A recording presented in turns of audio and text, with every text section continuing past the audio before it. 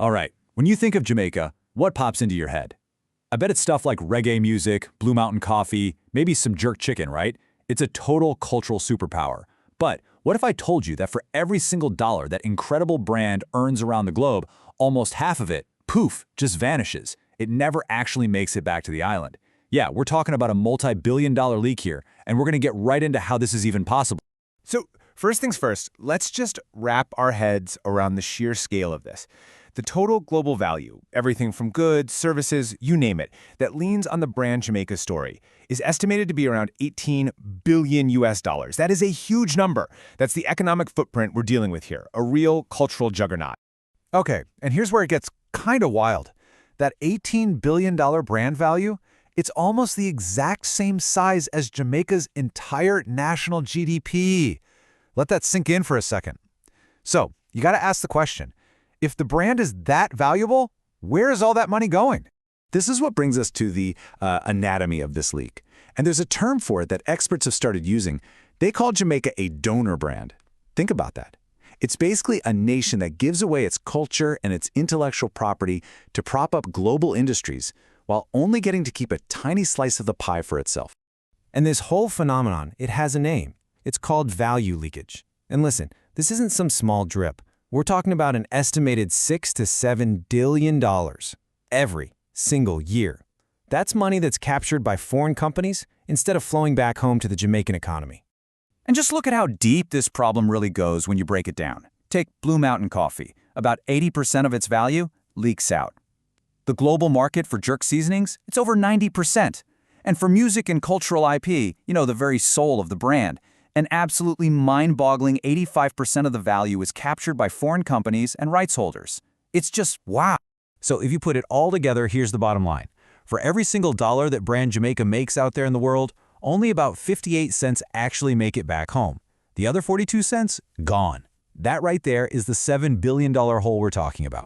So the big question is how?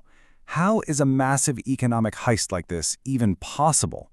Well, it pretty much boils down to two sneaky little mechanisms, the style loophole and the blend loophole. Let's dig into the style one first. And believe it or not, the smoking gun is a U.S. court ruling from 2016. It was a case involving Red Stripe beer, and the court basically said that using the phrase Jamaican style on a product, well, it doesn't mean it's actually from Jamaica. It's not a claim of origin, so it doesn't have to come from the island at all. I mean, the fallout from that ruling was just devastating. It pretty much opened the floodgates and legalized a huge industry for, well, fake Jamaican products. So now a company in, say, Ohio or New Jersey can slap Jamaican jerk sauce on a bottle that has 0 ingredients from the island, and they can legally cash in on Jamaica's good name. Okay, so that loophole was created by a foreign court, which is bad enough. But what happens when the leak is actually coming from inside the house? And that brings us to the second loophole, which you could argue is even more painful.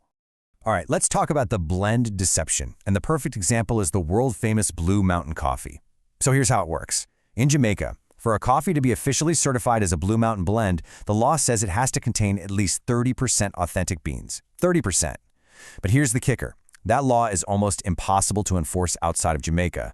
So what happens? Well, roasters in other countries, places with much looser laws, can sell bags that say Blue Mountain Blend, but only have 10%, or sometimes even as little as 5% real Jamaican beans in them.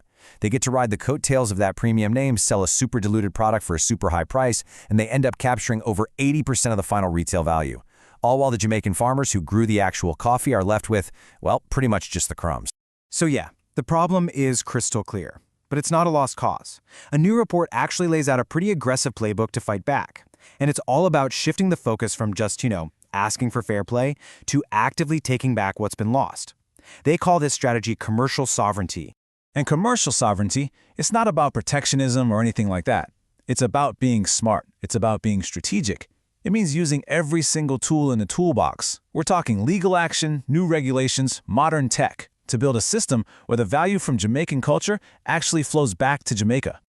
And this plan, it's like a 3-part counter heist. First, on the legal front, launch an official certification mark in the US, so you and I can actually look for a seal that proves it's the real deal. Second, on the regulatory side, bump up that minimum for Blue Mountain plans to 51%. That forces companies to actually buy more authentic Jamaican beans. And third, the tech play. Use things like QR codes to give products their own digital passports, which could basically wipe out the online counterfeit market.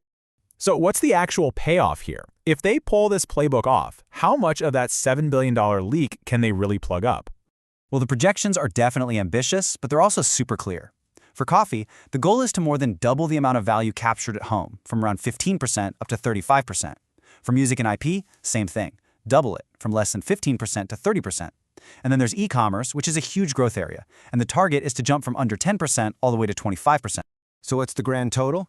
If this playbook works, it could bring back over $3 billion in a single year. By 2030, that's $3 billion a year flowing back into the Jamaican economy to fund innovation, build infrastructure, and support the next generation of amazing creators. So at the end of the day, it really all boils down to this one big question. When a nation's culture goes global, when it becomes a commodity all over the world, who should get to own the value? Who gets to profit? And, Jamaica's fight to answer that question, it could end up writing the playbook for so many other countries facing the exact same problem.